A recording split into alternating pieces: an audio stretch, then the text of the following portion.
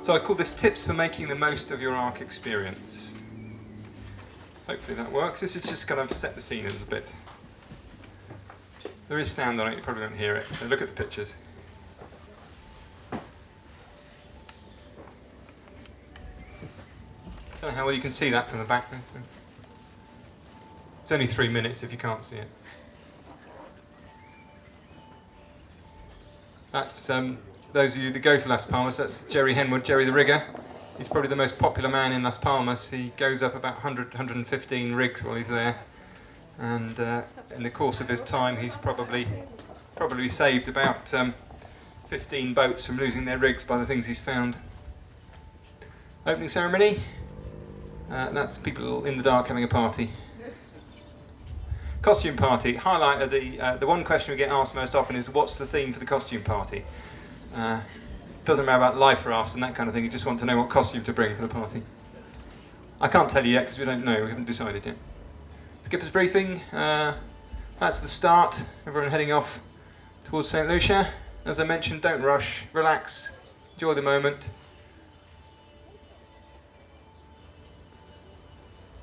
And that's the route in case you've forgotten what it is. Few views of what it's like to sail the oceans. Go up the mast if you're brave enough. That was on a big charter boat, a Swan 51 called Northern Child. And yes, you will see dolphins. I guarantee that. And it is quite as magical as it looks on TV.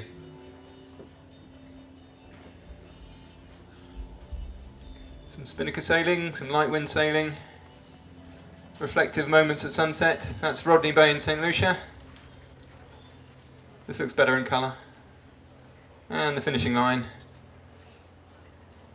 I would point out that after 3,000 miles of downwind sailing across the Atlantic, you've got about a mile and a half round the corner suddenly to windward, and your boat will heel over. All those things you haven't put away suddenly fall off. Rodney Bay Marina, and there's a welcome rum punch on arrival. Get you in the Caribbean spirit. A word of warning, it can be quite strong, rum in the Caribbean, which may be a good or a bad thing depending on your viewpoint. Steel pan, getting the vibe.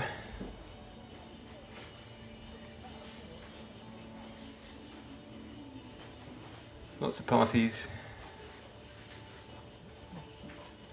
For those of you coming out to meet family and friends out there, you're very welcome to join in the parties. There we go. That's just a little taster of what you might be letting yourselves in for. Okay, key things to know if you're planning to do the ARC. Read the ARC handbook. Sarah and the team spent a lot of time preparing this. It's a goldmine of information for you. If you're doing it this year, you should have your copy by now. They come out late March, into April, so if you haven't received yours yet, it might be you've only just entered and that's why. But do check in with Sally and the team if you haven't received yours. There's lots of information in there about planning the trip, about equipment for your boat, discount marinas, I'll talk a bit more in a minute, information about the ports that we go to, how to check in, all that kind of stuff, what the arrival procedures are. There's a big section on weather and routing, passage notes the way across, crew preparation, lots of things I'm going to very briefly touch on are covered in depth in the handbook, so lots of great information in there to help you prepare. There's a picture of one. Right, the ARC is really about people, so make sure you share and engage if you want the most of your ARC experience. It's about making friends. You started the process this weekend by being here, talking to people, engaging. It's self-selecting in the sense that you're all out to do the same kind of sailing. You've already got a common interest, which is boats and sailing. Even if you can't speak the same language, you will still engage with people and have fun. So do make the most of the opportunities, especially on the way south. You'll get an ARC flag, similar to the ones we've got around the room here. That's your key to getting discounts in the marinas. It's also a great way of advertising your presence to other people. You'll be surprised how often you'll see another arc flag in a marina on your journey south. Go and knock on the hulls, say hello, find out who they are, what they're up, engage with people, because it's a sociable event. It's about social cruising. So it's a little difficult to start out with. You're all a little bit shy, but trust me, it's worth it. Make the effort, stretch out the hand of friendship, and you'll meet some great people on the way south. Fly your arc flag. There's also, for those of you that have single sideband radio, there's a pre-arc radio net that kicks off from the 1st of August. So that's a time and a frequency when you can go on air and hopefully find someone else to talk to. The problem with single sideband from our perspectives as European cruisers is no one uses it in Northern Europe particularly. So if you've had one fitted, you don't know what it is, you've got no one to talk to. It's this scary black box on the nav station, and you're going to press a button and go and hopefully someone will answer back. By having a net, it's time when there may well be other people on air that you can talk to who are going to be friendly. It's getting over this psychological barrier of using it for the first time. Those of you going down into the Med, you'll find there's lots of helpful information put out on single sideband. Some great cruising nets out there that will help you on your journey. So do plug into that if you've got a single sideband. If it came with the boat, go and do the course and learn how to use it. It's a real cruiser's, a Bluewater cruiser's piece of equipment. So hopefully I think the panel will talk a little bit more about that later today. Engage with your crew. It's their arc as well. Treat this as an adventure, a combined adventure. Bring them into the information flow. As soon as your crew are on the crew list, they get access to newsletters. They'll start to receive emails from us with information. So it's about sharing that information flow, get them excited. The other good thing is you can then give them jobs on the boat. You can get them doing bits of research. You can get them working as well. So the crews that have the most fun are the crews that work together on the project rather than just stepping on board, doing a crossing, getting off. There'll just be people driving your boat then. What you really want is people going to work with you and engage with you. So bring them into the system, share information, get them doing stuff, and talk to each other. This is just a little picture of our website. Those of you that are sailing on one of our rallies this year, this is how you add your crew. It is in the rally handbook, but I'll just talk you through it briefly. When you log in, you'll see a button with the name of the rally on, and then you'll see a button that says Manage Crew. And I've even put an arrow on it there to show you. There's a big green button that says Add Crew. That's where you go to add your crew. The process of adding a crew to your crew list is putting a name and an email address up. That links that person to your crew list on the boat. So when we produce lists for marinas and lists for immigration and people like that, it all ties out together. By putting their email address in, it means they're then in the information flow. They'll get the newsletters, they'll get the details about the flights to the Caribbean, they'll also get access to the rally handbook. You can see them, you can see whether they've put their passports in, have they done the information process that they need to do. Remember, we're going outside the European Union, so now it's passports and immigration and that kind of thing, so suddenly it becomes more engaging. Just another point to make about that, there's different levels. If you have someone who doesn't have an email address, or perhaps they're a minor, you can add their information for them, so you can put their passport details and that sort of thing. But for your crew, please connect them via their own email address, because that gets them into the information flow, and that's really part of the battle, is sharing advice and sharing information. If you need crew, we've got a crewing website called Ocean. There's roughly 6,500 people on that database. They're not all subscribers, but what will happen is if you want to connect with people, you can basically post an ad. It's a clever mailing list. So you put up an opportunity to sail, which is your boat going from A to B, and that once a week is mailed out to the 6,500 people that read the email. They can then contact you via the website. It's a little sort of handshake system. So you'll get an email from the website to say, Bob is interested in your sailing opportunity, Las Palmas to St. Lucia, whatever you've called it. You can then have a look at Bob's sailing profile. If you like the look of Bob, you can then respond to that and you each get each other's email. So if you don't like the look of Bob and you don't want to have any contact with him, he hasn't got your email until you press go on that button. So it's a nice way of kind of engaging with a lot of people that have an interest in ocean crewing. The clue's in the name, Ocean Crew Link. It's about people that want to sail oceans. There's some great folk out there, a huge range of experience. We're going to talk a little bit about crew in the panel later, but there's a big cross-section of people out there, and the key thing is they actually want to go sailing on oceans. So you're already over one of the hurdles. They've got the time to go sailing on oceans, which is why they're putting themselves forward as crew. And I would say that, certainly from my experience, last year I think we had 5 or 6 boats that got their entire crew from the website. And some really interesting people. They had some great friendships formed by that. Yes, you have to do the work in advance. You've got to talk to people. You've got to decide whether you like them or not. But it's a great way of kind of shaking the tree and see what comes out. So Ocean Crew Link if you want to start looking for crew. If you want to start looking for where you want to go and what you might do when you get there, we have another website called noonsite.com. Noonsite as in pointing... what are they called now? Sextant, thank you. Mind block there. Noonsite is a directory of countries and ports and information about ports. So it's got locations of marinas, it's got reviews from other cruisers, it's got links to facilities in those ports. It's a great resource. Once you get out cruising, you'll find it invaluable. My one appeal to you as aspiring cruisers is please feed back into the system. It's a free-to-use website. We rely on cruisers sending back reports and information about places. So if you find something that's changed, send the guys an email and update them. They love getting reports from people. Right, heading south. Talk a little bit about getting to the Canary Islands now. It's interesting, the number of people that focus totally on crossing the Atlantic, and that's their big worry. The hardest part is getting to the Canary Islands. You've got more weather hazards, you've got more shipping, you've got more worries on the way south than you have actually crossing the Atlantic.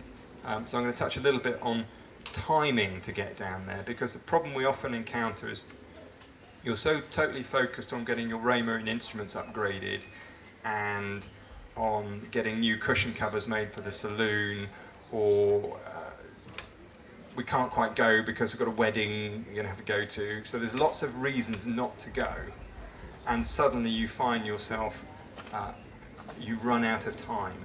So if you take one thing away from this weekend, it's don't leave it too late to go south. You'll have a much better trip if you go at a decent time of year than pushing the envelope a bit and going too late for reasons I'm going to explain. Distances. Going from the centre of the universe, from the Isle of Wight, where I live, to Ushant, 200 nautical miles. I find it amazing. Every time I come to the North Island, there's all these people that live here, and they never worry about getting cut off on ferries. Or how do they cope without being able to get to the Isle of Wight? It's very strange. So 200 miles to Ushant, these are approximate distances. 400 across to Finisterre, and then, 960 down to the Canary Islands. You don't have to do it in 3 hops. My advice actually is spend time cruising the coast of Portugal. It's very, very nice. The least time you leave yourself, the more you're going to have to do that kind of mad hopping route. Particularly if you are tight on time, perhaps you've got a break from work, or you are retiring and you've kind of planned everything on this retirement date. You'll never have enough time, and people try and cut it to the bare minimum. So we'll just charge down, we'll do it in one hit. That's when you get problems. The weather turns against you, crew can't stay, and suddenly you're stuck in Lisbon or somewhere, and the crews have to go home, and now the weather's turned and everything starts to fall apart and gets very stressful. So by allowing yourself enough time, you'll have a much more pleasant journey, and you'll arrive in the Canary Islands relaxed and happy. The happiest person I ever met that did the Ark was an American guy. I can't remember his name now, but he was about 10, 12 years ago. Day one when we opened the office, there he was in his shorts and with his folder ready, and the first person in the queue to check in, he sat down and kind of told him about the seminars, and he said, yeah, I'm going to go to that. Parties, yeah, I'm going to all of those. It's like, well, great, you've got a lot on your programme. You're going to have time to get the boat ready. No, we've been here for 2 months, everything's ready, I just want to enjoy myself. And he was so organised that he spent the rest of the week just talking to people on docks, was totally relaxed about his boat because everything was done before he got there. So the moral of that story is, don't plan to do stuff in Las Palmas, plan to do it before you leave. So think about the timing of your schedule, think about your programme, and don't try and leave things to the last minute. So, distances, it's quite a long way south. Leave enough time, allow for weather windows, allow for crew who might only have a short period with you. If you're coming out of the Mediterranean, Gibraltar to Las Palmas is 700 nautical miles. Again, later in the season you can get weather issues in that area. You can get what's called a cut-off low that bounces around the bottom end of Iberia and can give you some quite unsettled weather conditions down there, plus you've got two sea directions meeting together. So the rule of thumb is, we think you should be in the southern portion of Iberia, Spain and Portugal by early September. We recommend that you're in the Canary Islands by early October. Yes, you can do it later. There's just more opportunity for the weather going against you. It's fine if you don't get any problems, but as I think lesson you would have picked up, as a cruiser you need to plan for those problems. So you can make life easy by planning to do your journey at a good time. Why do we go when we do? That's a graphic I've stolen from Chris Tibbs, our Met man, and it's the perfect weather for heading south. You can probably see Azores high here, perfectly centred over the Azores, circulating in this direction. Can you see this low pressure over Spain? That's a heat low as the Spanish, as the Iberian Peninsula heats up. It causes low pressure to develop over Spain, and that causes the wind gradients you can see there, bringing the air down. These are known as the Portuguese trade winds, and they are very reliable, but they're a thermally generated wind. So as the summer builds, the Portuguese trades build, blowing you very nicely down the coast of Portugal. In planning your trip down the coast of Portugal, you will find the Portuguese trades don't turn on until lunchtime. They're a thermally driven wind, they need the land to heat up. So if you want to motor with no wind, you leave at 7 in the morning and you stop at 12. If you want to have a blast in lovely trade wind sailing conditions, you leave at 12 and you finish at 7. The winds will keep blowing till about midnight, then they'll turn off. So if you're going the other way, the wrong time of year, you go early in the morning, you motor and you stop by lunchtime.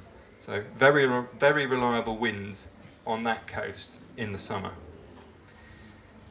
If you left it too late because you went to that wedding, that's what happens. Come October, the weather has changed, the land has started to cool down in Spain, it shifts the wind patterns you're getting. The Azores high has started to move as well for other reasons, and what you typically get that time of year, so you can see, we've now got contrary winds against you in Biscay, and you've lost the Portuguese trades here, and then you can also get this cut-off low that bounces around here, which is driven by the jet stream, which does move that time of year. So, in summary, leave as early as possible. Gales are more likely in September, increasing through October and November. Yes, you can do it later in the year, but you need to be prepared for the weather you're going to get. You need to be fully crewed, you need to be prepared to sit and wait out for weather windows. So if you want a nice, easy trip, June, July, August, should be down in southern Portugal or Spain by September, should be in the Canaries by October. Later you leave, more often you have to wait for a weather window. And the boats that have problems are the ones that leave late because they've got a deadline. So be wary planning your trip with too many deadlines, especially where crew have bought flights. You have to go because Bob's got to be in Lisbon by a certain date because he's got a flight home. Or I've only got a long weekend off work to be there. So planning your trip there, allow enough flexibility, make sure people that are coming with you have enough flexibility, and then you'll have a nice, enjoyable time. Strongly recommend cruising down the coast of Portugal. It's lovely. It's a different kind of sailing. Most of the little harbours have a small marina in, or you'll tie onto a fish quay. Don't tend to anchor in Portugal, but lots of nice little places to go, very friendly, and well worth day sailing your way down there, I'd say. If you're coming out of the Mediterranean, you can leave it a bit later, but don't leave it too late.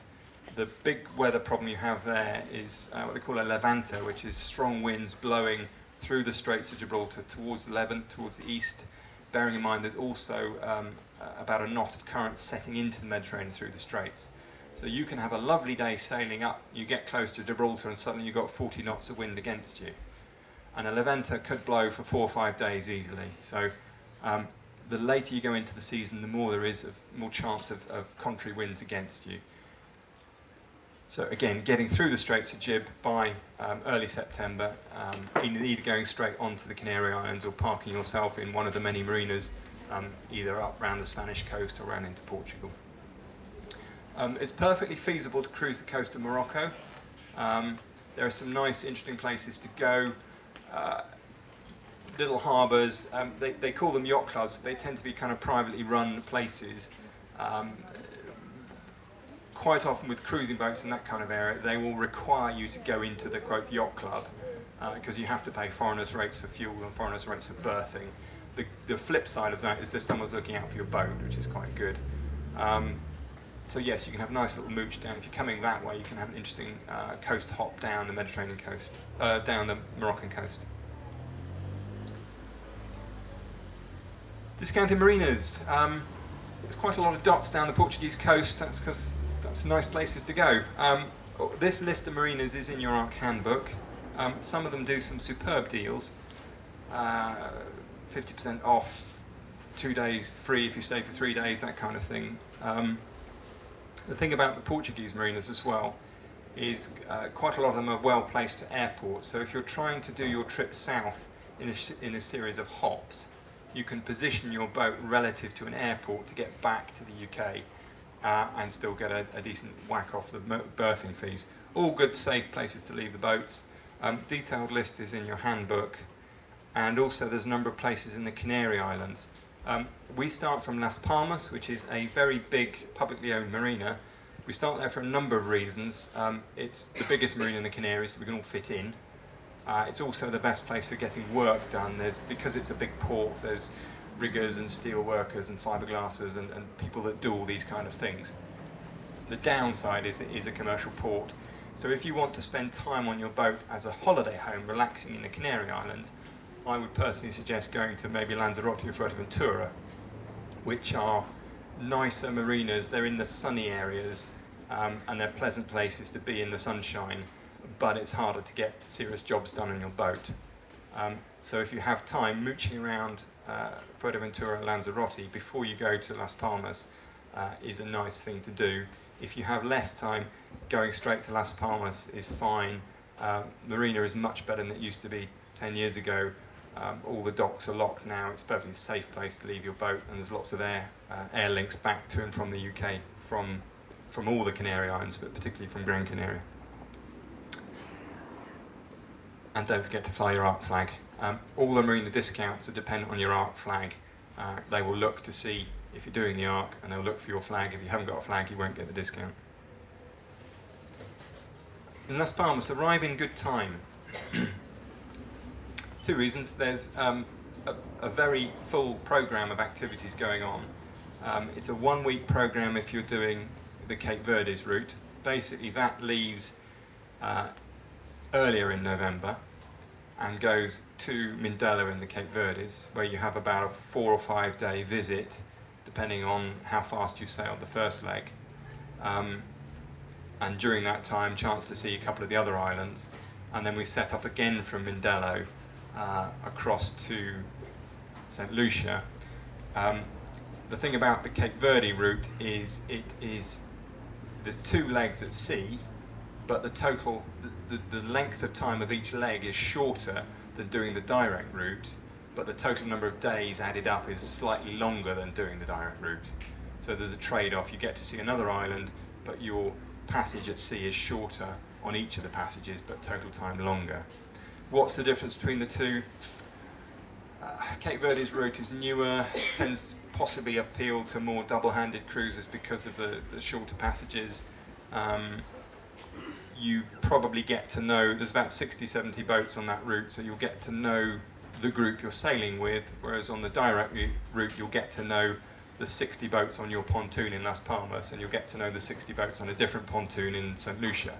So whilst you might think, oh, I'm with 200 boats, you won't necessarily meet all 200, so there's a slightly different atmosphere for that reason. Going back to the programme, arrive in good time. You've got to allow time to prepare your boat as well, do all those last minute jobs that I know you told me before you left here you weren't going to leave them until the last minute, but I know you will.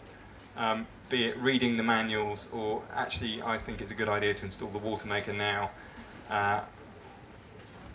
So yes, you'll have plenty of time for jobs, shopping, provisioning, going up the rig, cleaning bits and pieces, getting things ocean ready.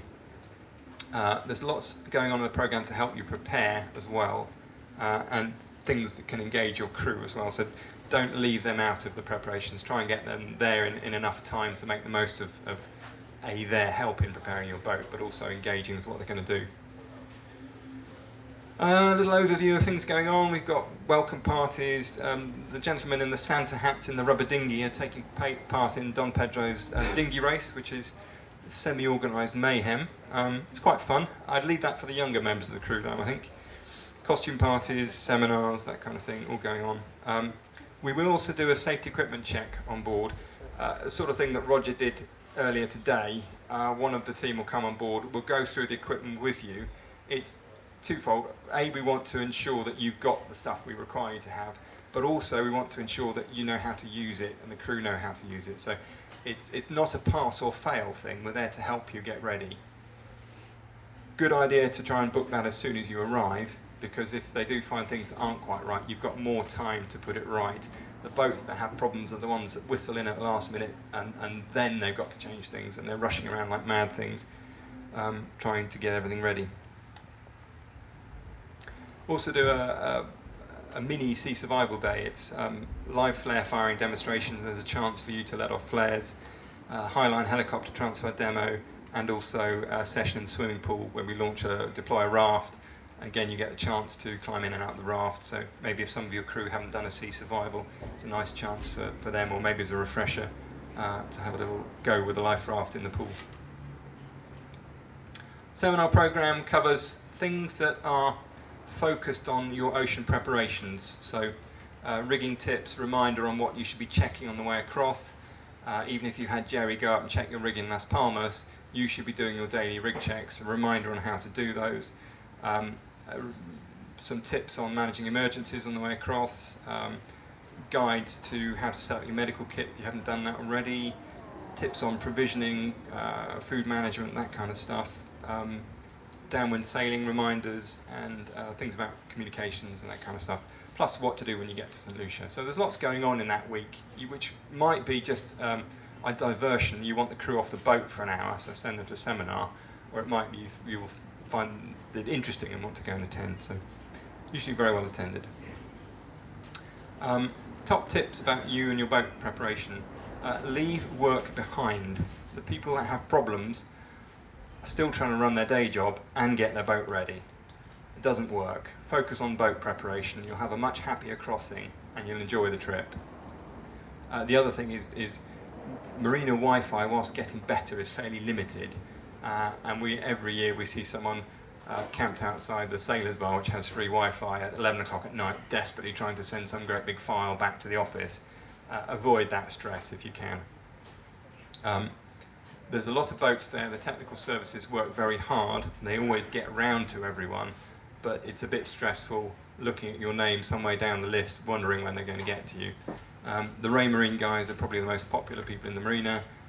They work like Trojans to get around everyone and offer an awful lot of value, free upgrades on software, all sorts of things. So there's a huge number of people out there to help you engage with the system, but again, the sooner you can get there, the more likely you are to get them early rather than 2 days before you go. A lot of them you can book, put your name on a list for them to come and visit you. And do remember as well that if you're expecting service from someone of whom you're not a customer, they're probably going to look after their customers first and then get around to you if they have time.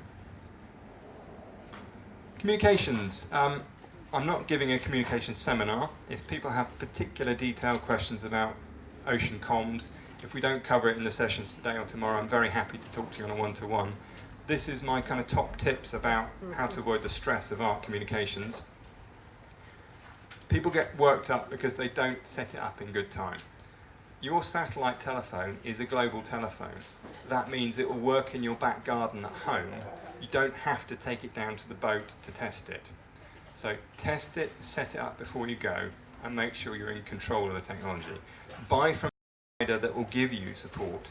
If you get it for 10 quid off eBay, don't expect any after-sales support because you won't get any.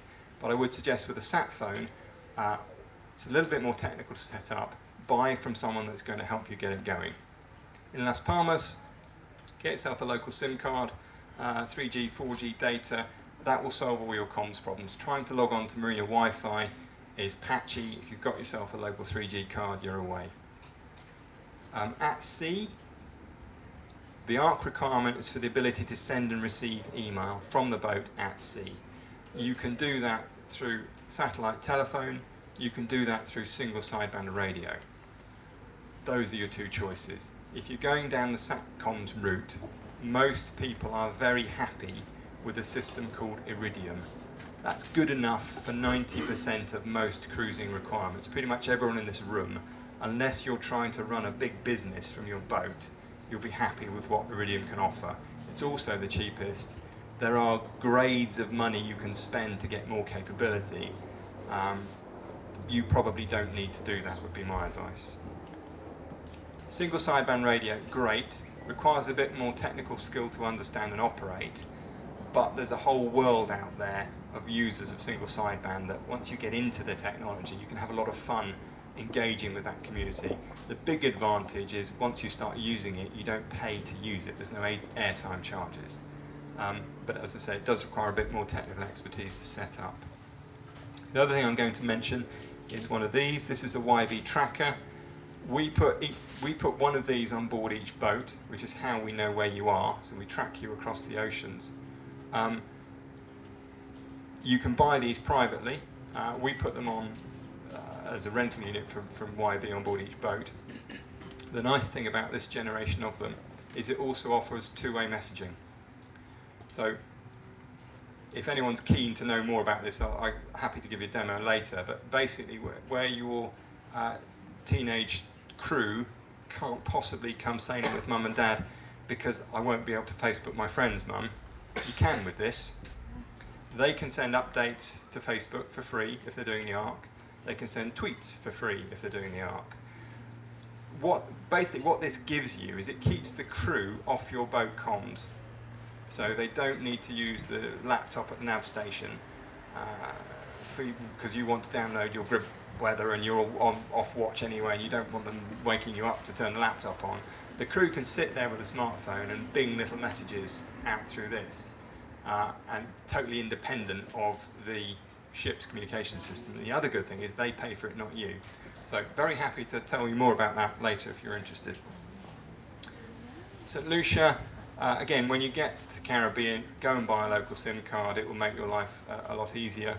If your mobile phone is not unlocked, if it's tied to a single network, it's probably just as cheap to go and buy a local phone that is unlocked. As you move between the islands, you'll have to get different SIMs because you can't do a global roaming unless you're a Caribbean resident, unfortunately.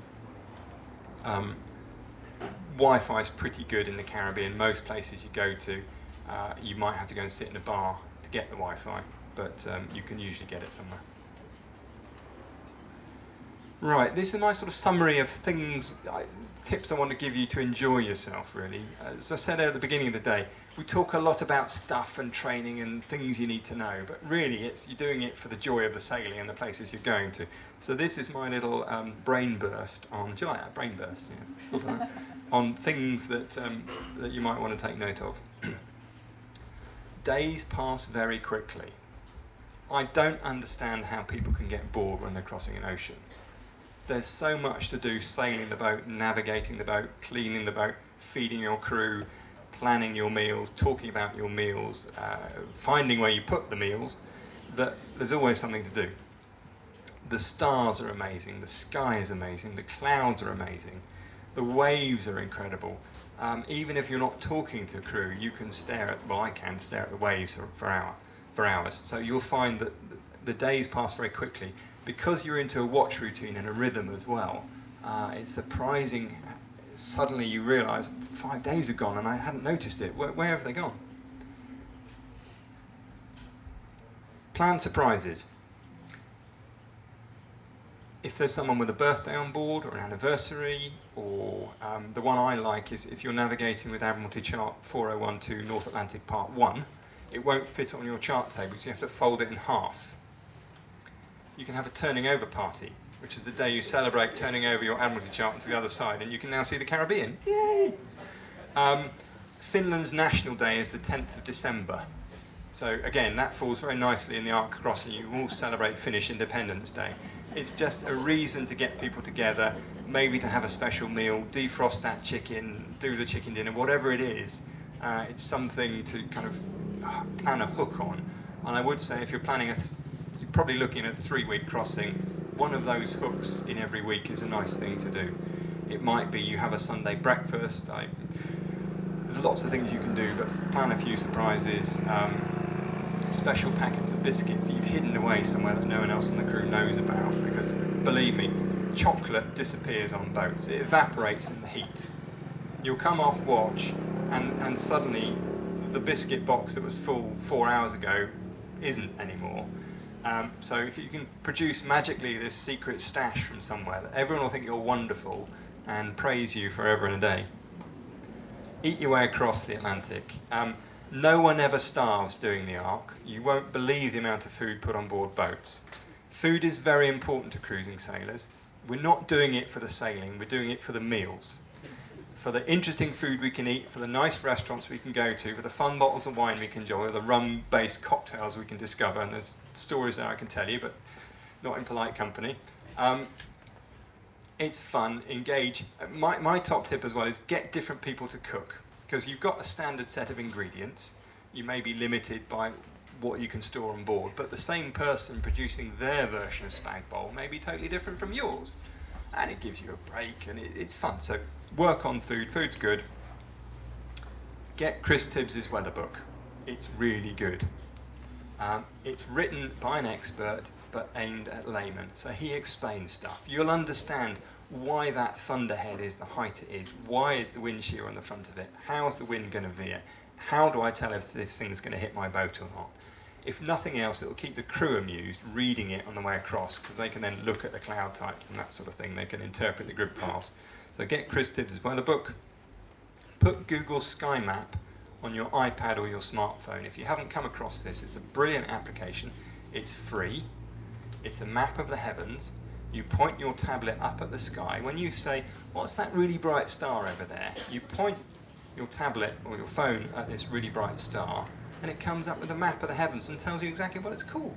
It shows you the moon rising, sunset times. It's really good fun. The night sky on an ocean is amazing. You won't believe how big it is, how much the stars move, how many shooting stars there are at night. It's truly stunning. Take some fishing gear, lots of lures. Be prepared to lose lots of lures, so have your replacement stock with you. You don't need to spend £1 million on super high-tech fancy carbon fishing rods, boys. Sorry, there's a lovely fishing shop in Las Palmas. They will sell you the best Japanese gear out there. You don't need it. You can get away with a hand reel and lots of lures. Those big rods are meant for really big fish. Now, none of us want a really big fish on the boat because it's dangerous, it's hard work, and frankly, when you get this monster on the deck, what do you do with it then? We want nice small fish that don't make too much of a fuss. Get them on board the boat, dispatch them quickly, and you've got dinner. Reference early conversation about food. You're not fishing for the sport, you're fishing for fresh food, which then comes down to the business of how you dispatch dinner. It's very easy. You hold the fish up by its tail. You get some gut rot gin that you bought in the Canary Islands duty free that you've put into a squeezy washing up bottle, and a good squirt over the gills, and within 30 seconds, fish no more, hello dinner. So trust me, it's the easiest and safest way. The fish is normally quite upset about being hoiked out of the ocean. It's leaping around on the deck. It's got a mouthful of very sharp teeth and it's got a hook in its face. It's really not having the best of days. So really you want to put it out of its misery as soon as possible before it injures anyone on board the boat. Then you can safely remove the hook. Then you get a very sharp knife and a bucket. Make a mess, clear up as soon as you can. The smell does go away quite quickly and the fish is delicious. My other top tip, enjoy conversation. Talk to people. Your teenage children that are sailing with you, when was the last time you spent quality time sitting down in front of them without distractions of television, of friends, of pressure to do other things? You can really engage with people on a boat. You can find out things about people you've known for years that you didn't know anything about, the fact they'd been a rodeo rider in their previous career before they became a sailor. Take time to talk to people, it's fascinating, and again, the days will pass very quickly. USB charging ports for, if you haven't got them, these little 12-volt devices you plug into the cigarette lighter sockets on the boat with a double USB. You can't have enough of those. Anyone coming on board the boat will bring a phone, an iPad, music devices, God knows what else. Everything will need a USB charger, so plenty of these to keep things charged up. Lastly, another vote for one of these because it will keep the crew out of your boat comms. So that's my whistle-stop top tips on how to enjoy your crossing. I will say again, we talk a lot about gear, a lot about equipment. Remember, you will remember this moment. This is your first tropical landfall. You've crossed an ocean, 2,700 plus nautical miles across the Atlantic. All the blood, sweat, tears, the falling out has been worth it. You have arrived where you wanted to. There's a tropical island there. You're in the Caribbean. The sun's setting. It's an amazing experience. Tropical landfalls, it's great. You've got there. You will remember that moment, your first tropical landfall, and that's why we're doing it. Don't lose sight of that, please. Right, we've got time. Very, very briefly, if there's any quick questions. If not, we'll swing on to the panel. Good, that's what I like.